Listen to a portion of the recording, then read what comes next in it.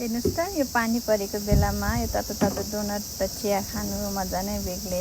आज मैले डोनट बनाउने घरमै सजिलो रेसिपी लिएर आएकी छु। त्यसको लागि थोरै 1 कप जति दुध लिए अनि त्यसपछि सुपाबाट लिएको ड्राई इस्ट राखेँ अनि थोरै चिनी राखेँ, त्यसमा थोरै नुन पनि राखेँ अनि त्यसलाई चाहिँ इस्टलाई चाहिँ एकछिन भिज्नको लागि 10 मिनेट जति छोडिदिएँ। 10 मिनेटपछि यस्तो भएको छ। त्यसपछि मैले कति खानु मन लाग्छ फर्स्ट टाइम ट्राई गरेको, त्यही भएर थोरै मात्रै ट्राई गर्दैछु। थोरै पिठो राखेँ, त्यसमा अन्डा राखेँ, अन्डा नराख्दा पनि हुन्छ।